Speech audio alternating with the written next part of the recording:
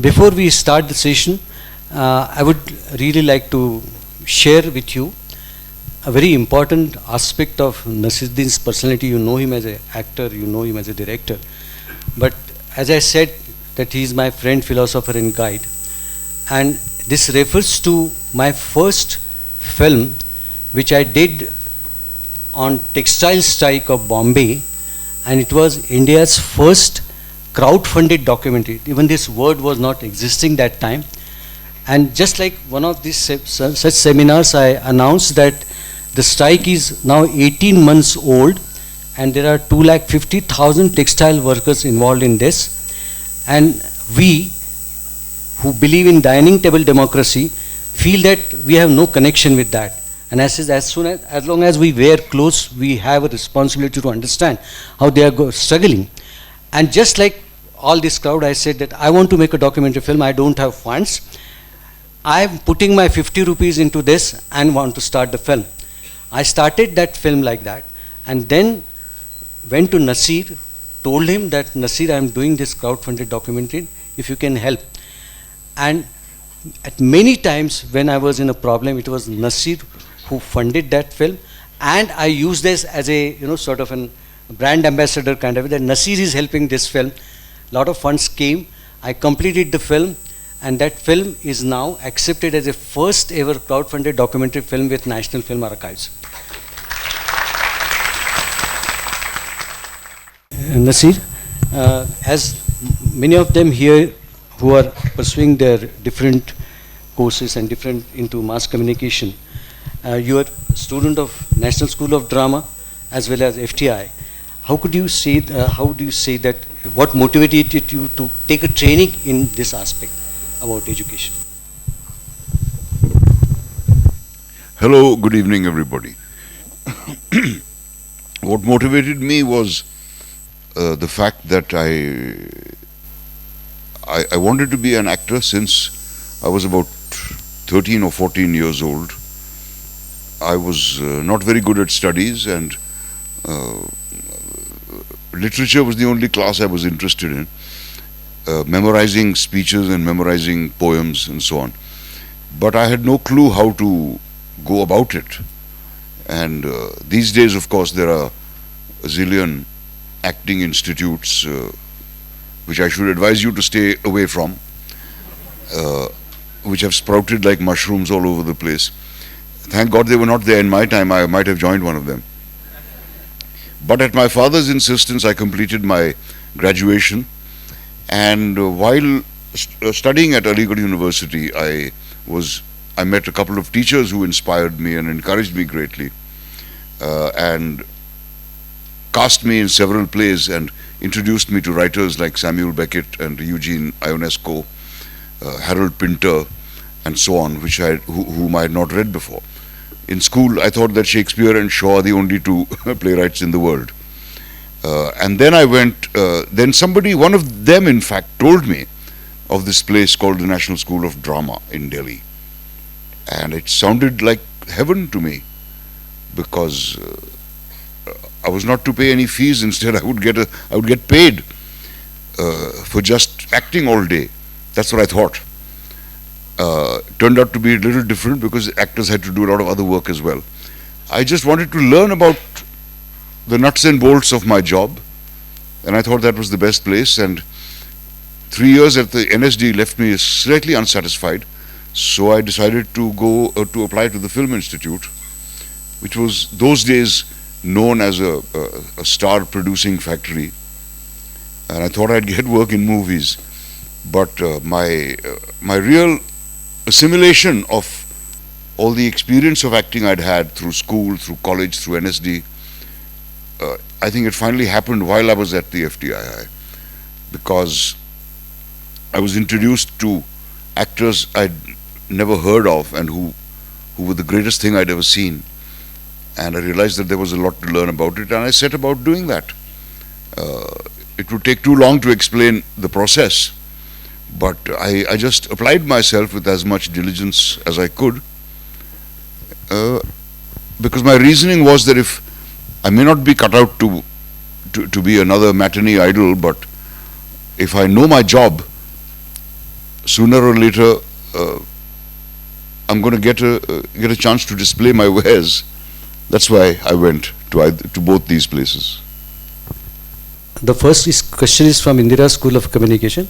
As we all know that you have played theatre for so many years and even have a versatile career in Bollywood, how was the journey to switch yourself from theatre artist to a Bollywood superstar? Okay, what's the name? Shweta. Yeah, Muskan Singh. Well, Muskan. No, you're slightly wrong. I never switched. Except when I was studying at the Film Institute for 2 years, I didn't do any plays. In fact, we did one, a very silly little comedy. All the acting students got together. But I've been doing professional theatre ever since I joined the NSD, which was in 1970. And I consider that work to be professional work because it was my apprenticeship into professional theatre. And then when I started working in movies, which was in 1975, I continued with the theatre. I never had to make a transition of any kind. In fact, I'm often asked about this question in a different way, that how was the transition from art films to commercial films? There was no transition. I was doing commercial movies from the beginning of my career. Thankfully, no one ever saw them. So I've never been away from theatre. Theatre is what's kept me sane at a time when I was doing 5 films at a time and shooting for 2 films a day, and I was thoroughly miserable, despite the fact that I was making a lot of money. But it was theatre that kept me sane during that period. Naseer, I think with this reference, I would like to share one interesting deal. As he says, he was busy, and that time National Film Development Corporation was an organization which used to fund. And Naseer was actually the person who I think missed most of the films produced by NFDC. मतलब उस समय लोग मजाक में कहते थे, अगर आप बुरा न माने, कि it's not National Film Development Corporation, Naseeruddin Film Development Corporation. He used to be almost in second or the third film. And ये और बात है कि उनमें से कई सारी फिल्में NFDC के गोडाउन में सड़ गई और कभी भी रिलीज नहीं हुई.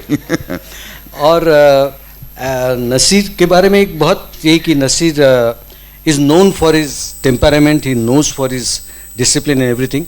And I don't know if in audience my friend Suhas Tambe is here. He has come all the way from, he was in America, he came for the, we were planning one film on Prabhakar Pendakar's book, Are Samsara Samsara.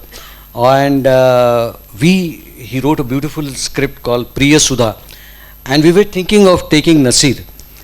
But बीच में ऐसी news आई कि किसी producer ने नसीर साहब को पैसा नहीं दिया, उनको थप्पड़ मारा जोर से. हमने कहा कि बेटर नॉट टू अस. नहीं, जो पहले से कह देता है कि पैसे नहीं दूंगा उसको थप्पड़ नहीं मारता मैं. और हमारे पास सिर्फ कॉन्सेप्ट था. Okay, now this is the second question. Shivani Chaudhary again from mass communication Indira school. Pursuing mass media management from Indira School of Communication, been practicing theatre for 4 years. A Wednesday movie of yours is my personal favorite. Can you please tell how you prepared for the role of common man? I didn't have to prepare, I am a common man.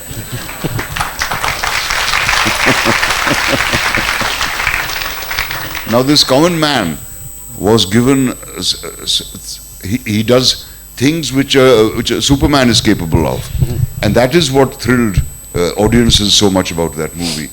Because I think everybody identified with him and wished in their heart of hearts that they could do what he did, which is actually, I don't know if that's a healthy thing or not, but the fact is that those guys got what they deserved and at the hands of the common man. So I have never been I've never deluded myself about my celebrity. I've never taken it seriously. It causes me discomfort at times, causes some advantages as well, but I don't take it seriously at all. I know where I stand and I know where I'm going. And so, to play a common man, the most difficult part was learning all those long speeches. She has second question. Yeah, second, how do you get into the character's mind as an actor? You don't.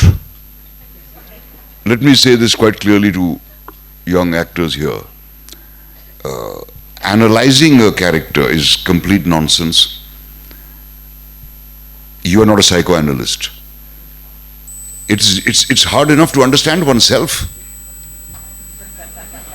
Forget about understanding a stranger who you have scant information about. So, as I was talking to the students at the Film Institute this morning, don't go into all this theorizing. Too much thinking gets in the way. You've got to do. The word act means to do. It doesn't mean to pretend. It doesn't mean to put on a character, to change your appearance, to speak great dialogue, etc., etc. It means to do.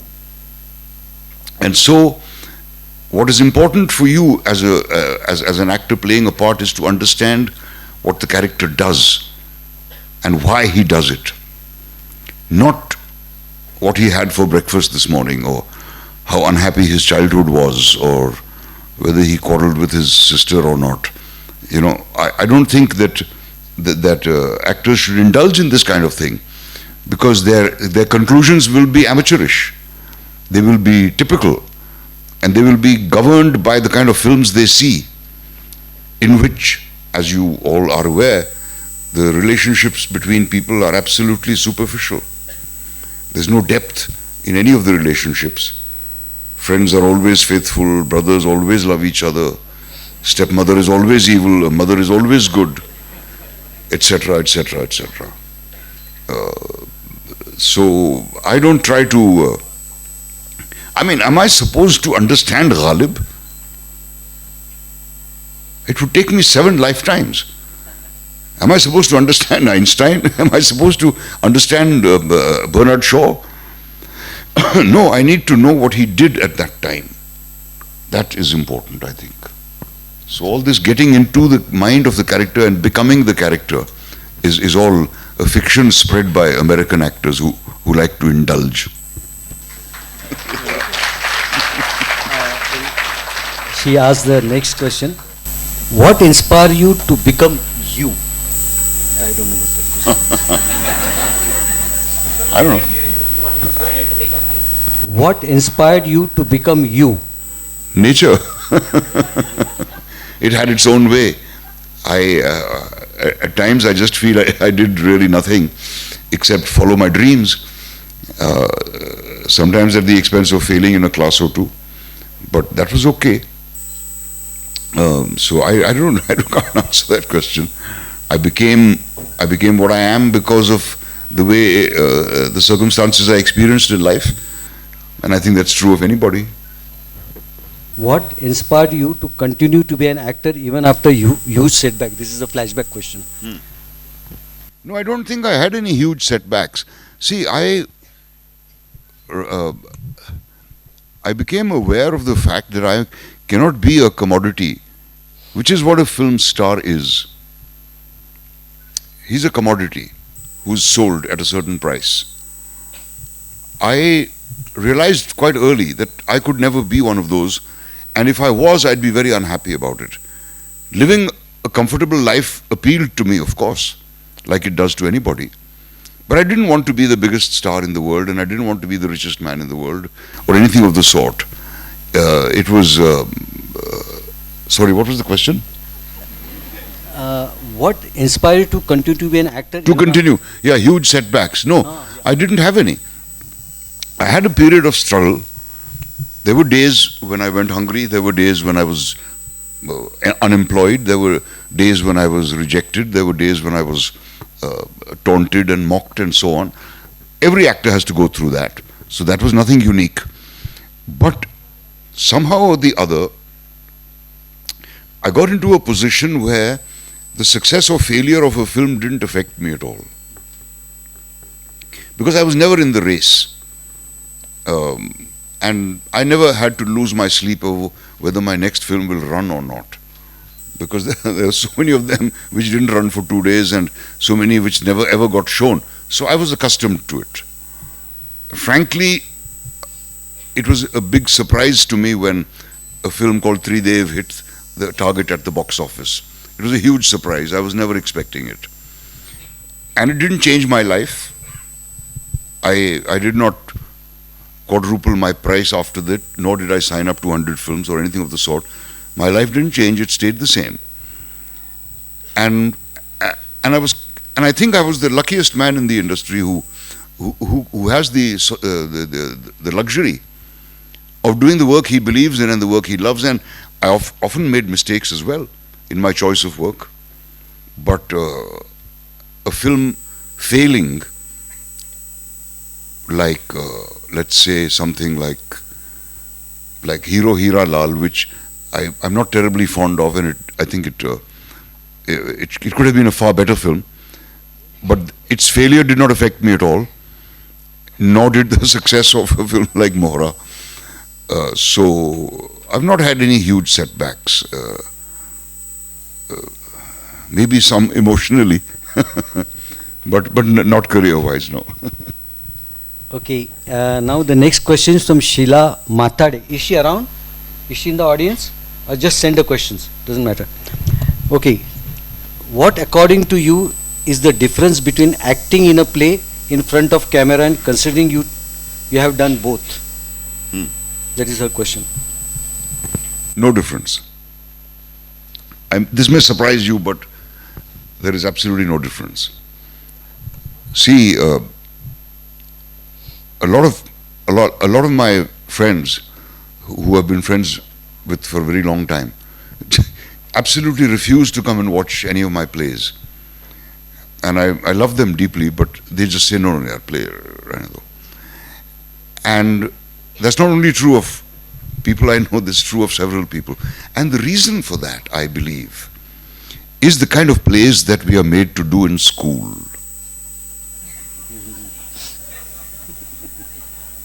I'm talking to all of you children there. Right? You know what I mean? Yeah, where the Sardar boy has to act as the girl because he has long hair, and the toughest guy in the class has to act as the father, and everybody's wearing Big Brother's clothes, and you have painted mustaches, and powder in your hair to show age, and you have a backdrop which shows a street going like that all the way, or a forest, or a palace, or something like that. That's the trouble. That's where the aversion to theatre begins, at a very young age, with children. And I wish that children in schools were exposed more to professional theatre work, that they were made to realize that theatre is not just a medium of entertainment. It's not a place where you get up and crack jokes only. I have nothing against entertainment, absolutely. If you want to send a message across, however serious it may be, you have to keep the audience engaged. It's as simple as that. But I wish and it's the teacher's responsibility, so whichever teachers are present, I would like to address this to them, that children should be made aware of the purpose of theatre, of the power of theatre, of what theatre can do, and what it really means. And the meaning of the word theatre is not a stage with a curtain in front and lights. The word theatre means a meeting place. There are theatres of war. So the armies don't get together and do plays. They meet. And whatever happens, happens. There are theatres of politics, etc., etc. So theatre is a meeting place. To me, it is a very valuable thing, because via theatre I can get through to people who I may not encounter in my real life, and I can get through to them very directly and with great closeness. So the teachers who conduct theatre should be careful not to give children the wrong impression about theatre, and to eliminate from your stage everything that is unnecessary. Keep only that which is essential on the stage. That has been my dictum always.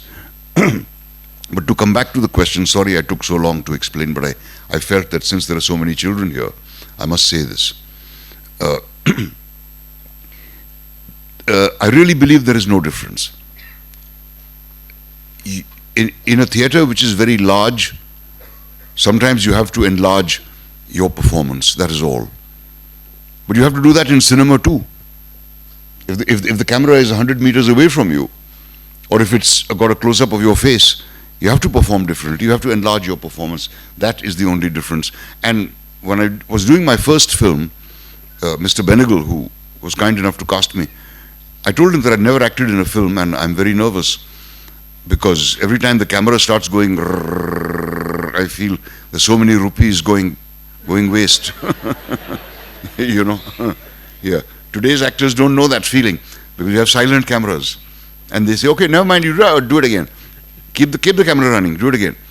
In our time, it was a moment of great tension when the take. Everybody was on their toes when take was announced, and there was a tremendous atmosphere of togetherness at that moment. You don't feel that anymore. But what Shyam said to me was that when you act on the stage, you try to make contact with everybody who's there. When you are in front of the camera, you have to make contact with the camera, because the camera ultimately is the eye of every man in the audience.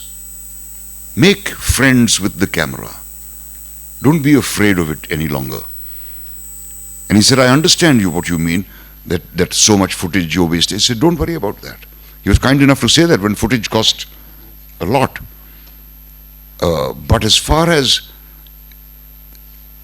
an actor's job is to deliver the goods.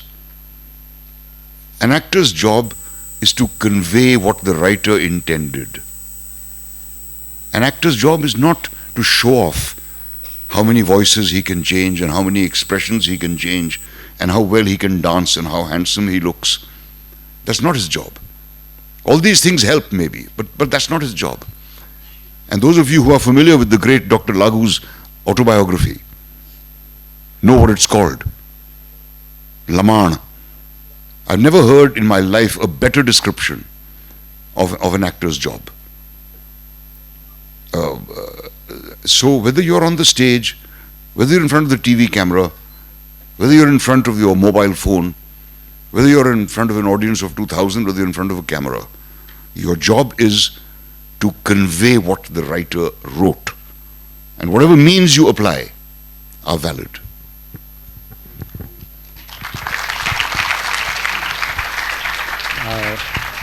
Naseer, I had sent you a list of questions for you to screen.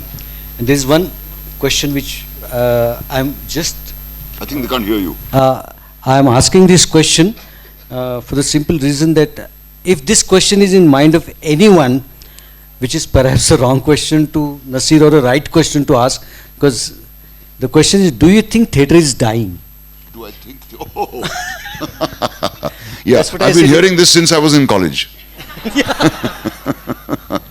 When I joined the drama school, my father, who knew nothing at all about theatre, and all he knew was that it's a co-educational school.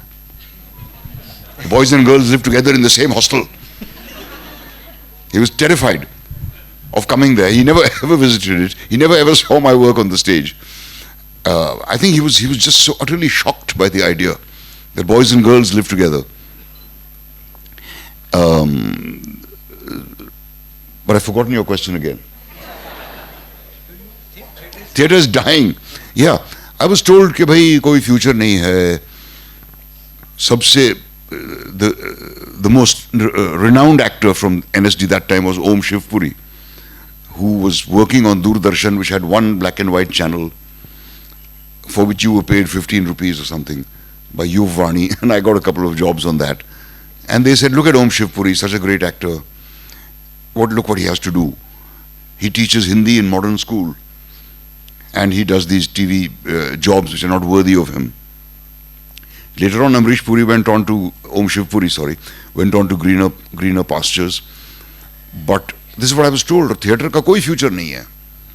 Theatre is dying. we need revival, we need this, we need that. तो ये तो अब 50 साल हो गए इस बात को, मैं तब से सुनता आ रहा हूँ. As far as I know, theatre is still alive and kicking, and it shall never die as long as people feel the need to reach out to each other.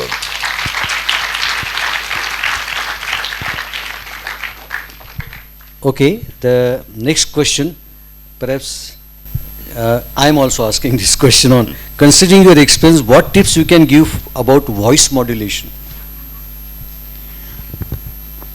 Okay, now, I had a great problem with my voice when I was when I was a student at Delhi. I used to lose my voice because I was always given the parts of the characters who were angry or shouting and so on. In movies also that happened. So those of you who've seen films like Manthan and Junoon and so on, I would lose my voice after practically every shot. And no teacher of acting could tell me what the reason was or what the remedy was. And then I was lucky enough to meet a doctor who was a voice and speech therapist who worked with people who were speech impaired. And he watched one of my performances and came backstage to meet me and said, I can help you, and he did. And he taught me several things, which it would take too long to explain.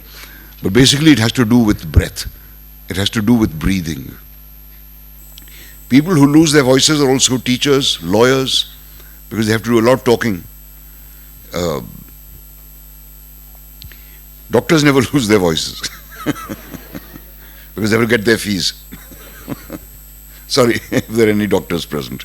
There are a great number of great doctors who've also been part of the theatre in Maharashtra. So I didn't mean any disrespect. But what this man taught me was that voice is nothing but breath, which is in your lungs and which has to be expelled, and when it passes your vocal cords, it changes into voice. Your lips and tongue convert it into words. And there is no such thing as a bad voice. There are wrong uses of voice. So learn how to use your voice properly. And he taught me about diaphragm breathing and compelled me to buy a harmonium and practice the Saregama Padhanisa every single day. I still do it. So a lot of actors I have seen try to speak in a voice which is not their own. And they don't realize the damage they're doing themselves. Several senior actors like Mr. Prithviraj Kapoor, whom you all must have heard, he died of throat cancer, cancer of the vocal cords, because he was always speaking on a false note. And there were several others as well. So it's not only a bass voice that is impressive, it's a voice which is capable of any note. And every voice is capable of any note. Nature does not discriminate. If Kishore Kumar or Mohammad Rafi or Jagjit Singh were great singers, it's not because God granted them that ability. It was because they worked and worked and worked and worked and worked and worked at it. That's what made them so perfect. So you have to each one try, and those of you who want to be actors, remember that there's nothing you can do about organizing your career. You can't plan your career. All you can do is to become as good as you can in the time that you have. And actors often ask me, कि हम क्या रियाज करें? A dancer knows, a singer knows, right? A sculptor knows. Even a person who wants to be a poet knows there are some disciplines. But what does an actor do to practice? How does he stay in shape? So what I answer to such young people is that there are only two things that are in your control. One is your body and one is your voice. Look after these two. And by look after your body, I don't mean become Hercules. Because an actor's body should be capable of looking strong and capable of looking weak when it's required. Similarly, the actor's voice. If you can look after these two things and learn your job, things will work out on their own.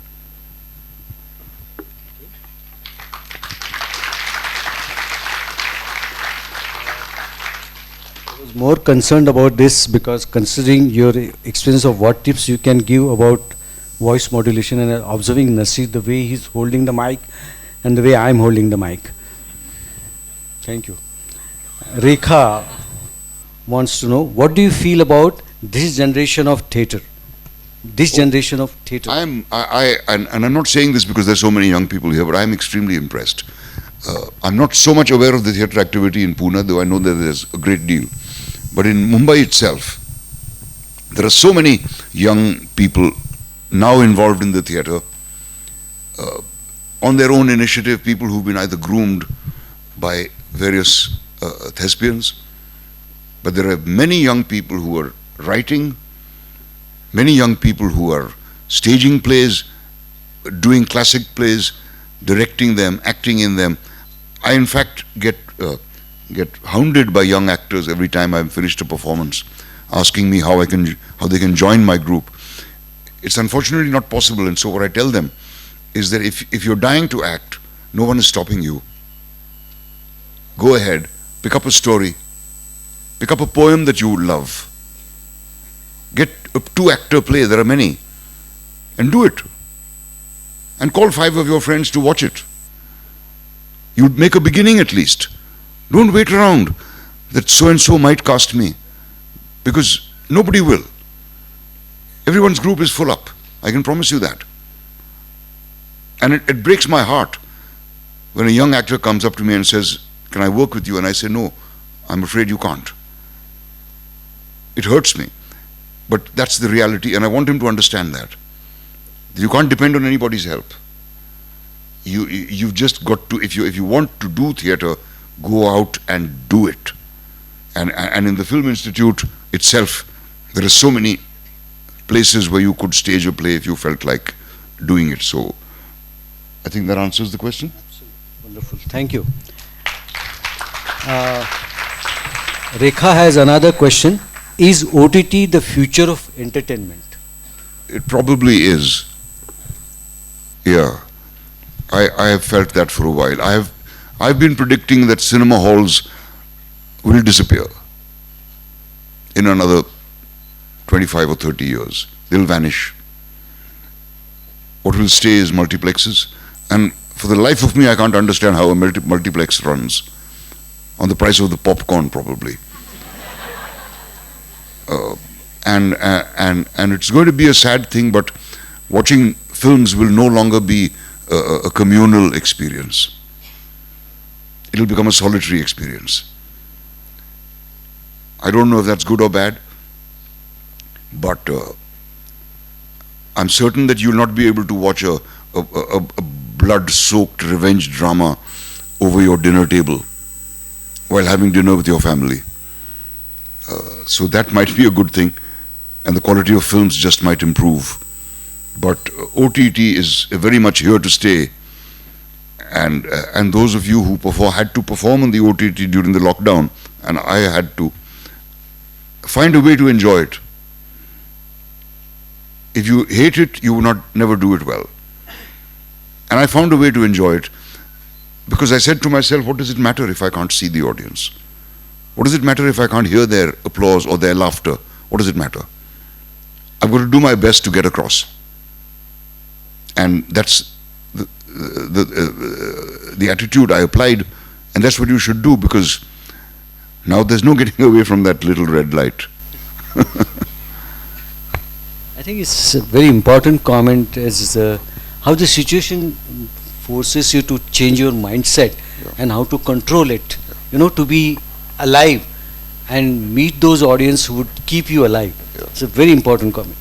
Now the next question from Rekha is, what your viewpoint on recent backlash against a few Bollywood movies, the majority of which have been boycotted? Have moviegoers gotten smarter, or the movies being produced nowadays not worth watching? The last part of it is true. I hope the moviegoers have gotten smarter. That's a debatable point. But the fact is that I think the audience is beginning to realize that they've been fooled all this time. we've happily accepted anything that came our way in the name of entertainment. And it's come to a point where we've gotten addicted to the garbage. And we take it as natural. People who make films today don't use real life as an inspiration, they use old movies as an inspiration.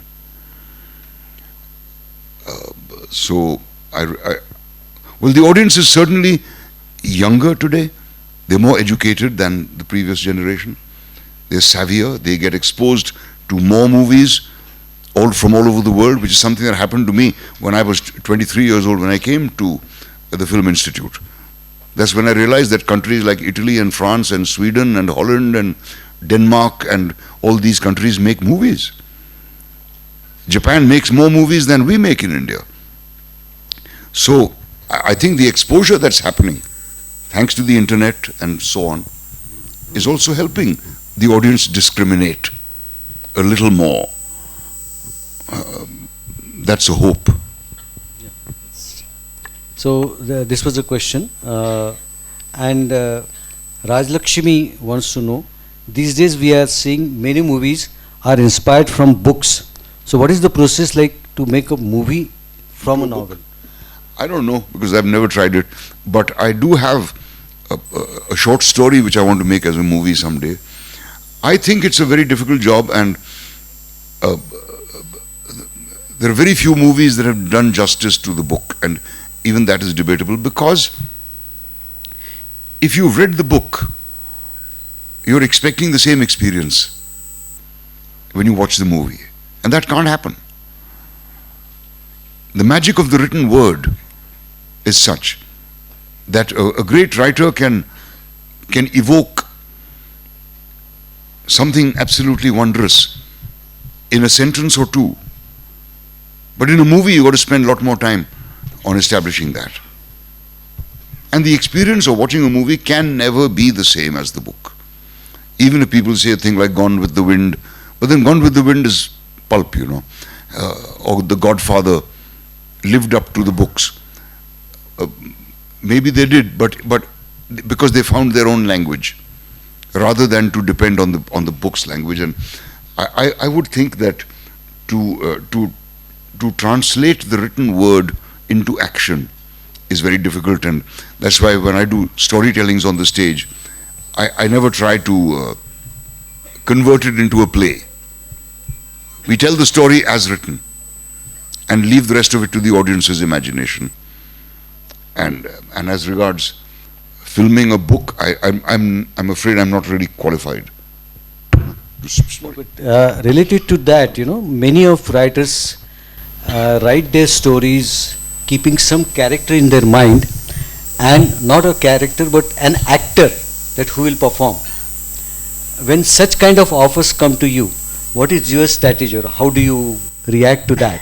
कि sir जी ये मैंने आपको देख के लिखा है, और आपके स्टाइल में डायलॉग, डायलॉग भी, और फिर वो बोल के भी सुनाते हैं कि ये इस तरह से.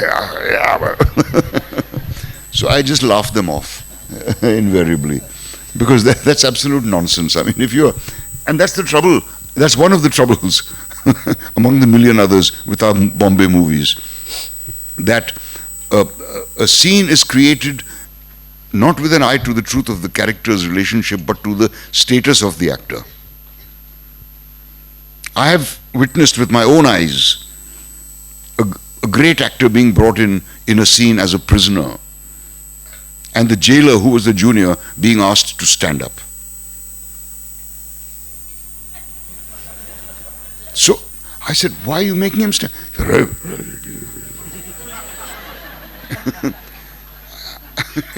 Does the truth of the character have nothing concern you at all? Buna maan jayenge. So that's true. A lot of people, I can't say, but I think you should write a character the way you see it, and then try to find an actor who fits in. Naseer, many of would be interested. How do you choose a film? I think you must be getting a lot of offers. Yeah, I take a whole bundle of scripts and I throw them down the staircase. And whichever lands on the landing, I choose that one. I choose by instinct. I don't know. I've sometimes chosen the wrong one, sometimes chosen the right one. A lot of the time I've done things out of need or because a friend asked me to. If I have a criterion, it is, am I going to enjoy this or not? That's something very, very important. Yeah. That's a very good input from you. Great. As everybody knows, actor has a kind of relationship with director. But as an actor, what is your relationship with a script writer? Do you read the script or do you discuss the script? Do you suggest? How much input you give as an actor to the script writer who understands? In some movies, I don't bother because I know that nothing can improve this. And if you are to improve it, where do you start? He's not referring to my scripts, huh? But if it's a movie that I'm truly involved in, something like Monsoon Wedding, which I love, or a film called Masoom, which still children even today still see it. I just love that film, and I was extremely involved in it. And there have been a few others. I do give suggestions, but only if I feel that something is going wrong. Then I discuss it with the director. I have seldom got into conflicts with my directors because I give the director the credit that he's thought more about it than I have. So let me give him what he wants, and if I can't, he'll tell me so. Naseer we always see you watching with different characters of different age group, different backgrounds. How this kind of a relationship gets built up when you, because in theater you're together all the time for whatever the time, but in shooting, how does that relationship get sustained? There doesn't have to be a personal relationship between actors, is what I believe. Because if there is, it sometimes intrudes. I feel actors should like each other and have a regard for each other. But I don't think, and somehow it happens that they don't become very close friends. Because you need to be on a blank sheet of paper when you approach the next part with that actor. Shabana and I have done at least 15 or 16 movies together, but we're not friends. We like each other. We seldom meet. We meet affectionately whenever we meet, but I wouldn't say she's a close friend. I seldom go to her house or she to mine. So I don't think it's necessary, and I think sometimes it can be an obstruction. Of course, it helps in certain cases where two young actors are actually in love and they're playing characters in love, then it helps. But I passed that stage. So I think a regard for each other is what's required rather than a personal relationship. And outdoor shooting friendships never last. Actually, I didn't mean that. But secondly, another thing which I wanted to ask Naseer, over the years, where a film had all the titles, especially mentioning the director of the film, the producer of the film, music, and the important lyric writer that used to be fished. And nowadays, it's a film by so and so. I hate that. And that's precisely I absolutely hate it. Know your opinion about Who it. do you think you are? A film by? You did it all by yourself? Nobody photographed it, nobody sound recorded it, nobody edited it, nobody held the lights, nobody carried the camera, nobody fed the unit. I detest this a film by business. And this has become yeah. Since the auteur theory began in the 50s or 60s with these French filmmakers who, own film, I don't like it because you have to acknowledge it's a communal job and you cannot do it alone. If you want to call it a film by, shoot it yourself, act in it yourself, write it yourself, edit it yourself, sound record it yourself, and compose the music yourself. And see it yourself. And see it yourself. On this note, I think with Naseer's permission to this all August gathering, I would request all of you, because I have observed this even in film appreciation courses, that when the film is over, people get up and start walking out. And I think this is what I'm continuing with, that those who have contributed in that film, and if they are in audience, they will feel very miserable that my title to abhi aaya nahi, log uth ke chale gaye. So please make this as a discipline, and I'm telling all those people that if you're watching a film, stay in theater till the last title gets over. This is, you are paying respect to the kind of teamwork he's mentioning. You know, in theater, there is a system called curtain call. That after the play is over, then all the actors come on the stage and salute each other. But ये film के बारे में मैंने ये देखा है कि once the end आया कि उठ के, please don't do that, because since most of you are mass communication students, first try to respect the teamwork, then you will be a part of a team. Absolutely. Whosoever has done the film. Like, I'm a script writer, but I give my entire credit to make me a director to my unit members, to my actors, to my editor who says कि आपके film का ratio गलत है, आप, you have to listen. This is teamwork, which especially to this gathering, which are most of the students of mass communication, and this is a kind of bonding again, as I'm saying, between not which college you belong or which faculty you belong. This is a kind of a regard and respect we should learn to give to each other's work, because it is 100 times you write a film by, but that going to stand. Okay, Naseer, I'm over with the questions which have been sent. 10 minutes, you have to stand, tell your name and ask the question. My name is Adarsh and I am from MIT School of Film and Theatre. So I want to ask, in graph of your life, is any character from your films or a theatre play which affect you in off screen also? No. A lot of actors like to say this, that this character stayed with me for many years. None of that has happened to me. I don't believe that stuff. I feel if the character stays with me, like Ghalib, when I did Ghalib, I learnt about Urdu poetry. So I feel it's a gift. When I did Masoom, for the first time, I didn't have any children of my own. I became friendly with children for the first time in my life. When I did another film, I learnt a little about Gujarati culture. When I did a Malayalam film, I learnt a little about the Kerala culture. So they stay with me in that sense. No role haunts me, like a lot of actors say, कि मुझे तो I can't get rid of this. No, then you should see a psychiatrist if you can't get rid of the role. Yeah. Hello sir, my name is Piyush Rawat and I am from TMV, Mass Communication student. I would like you to ask a question about films.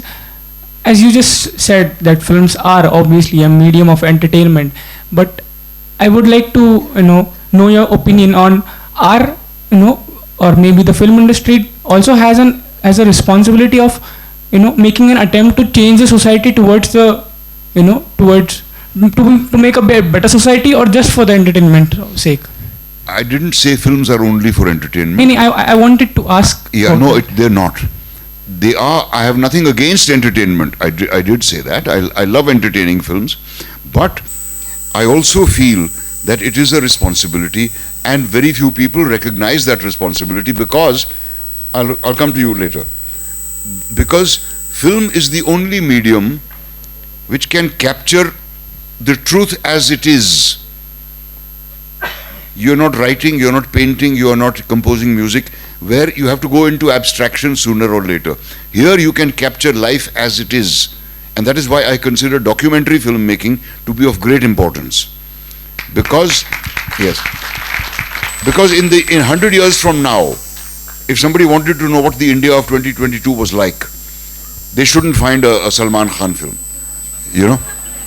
They should find a documentary which tells them the truth. So films do have this responsibility. Unfortunately, as Pradeep will testify, it's not a profitable thing to indulge in. It's only your conviction that can help you to do this, and there are luckily a few people with that conviction.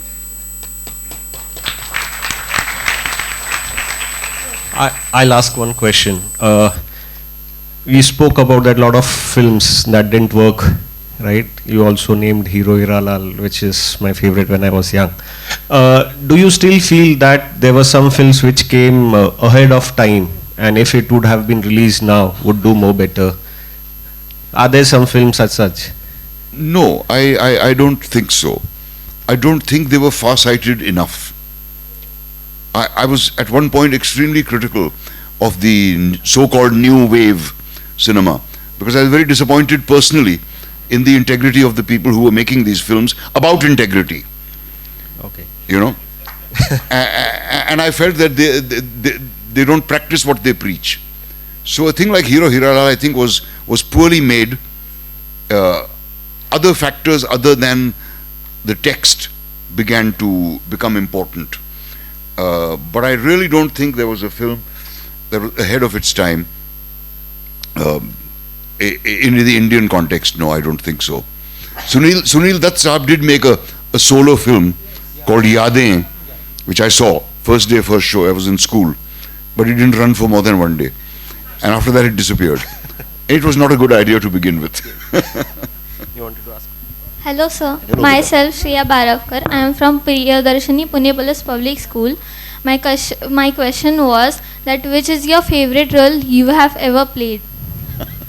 Villain. I like to play the villain. Thank you sir. Because the villain always has a more interesting role. The hero is always goody-goody, he's always, milk and sugar. Whereas with the villain, you can explore different possibilities. You can realize things about yourself.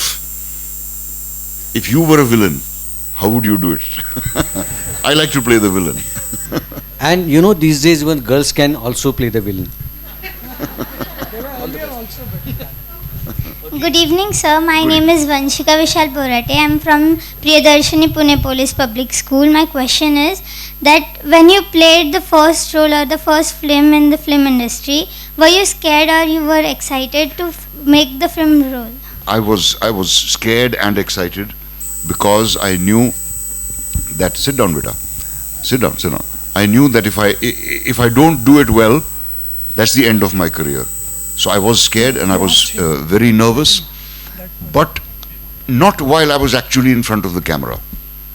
I was nervous about doing well, but while actually acting, I never have felt nervous ever.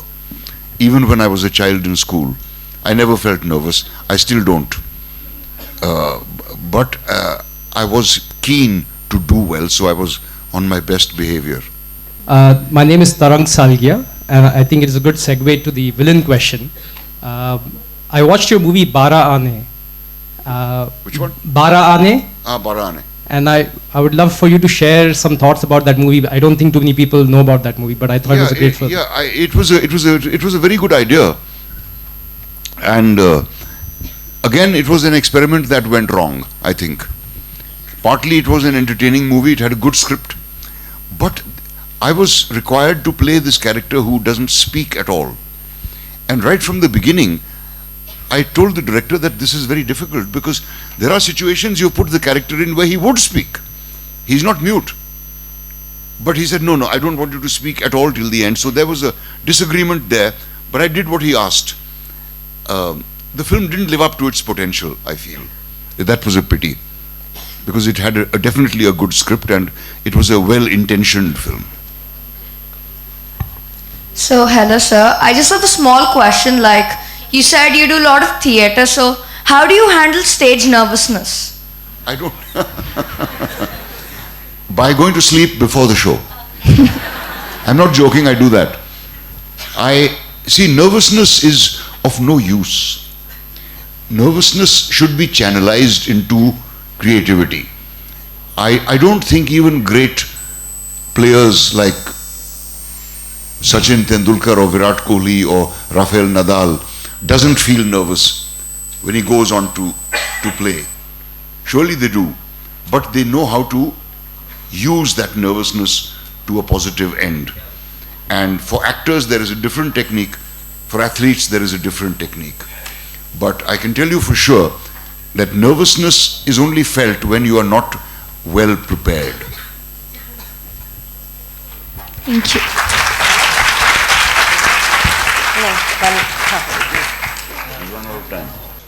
So thank you very much for being here, and keep it up.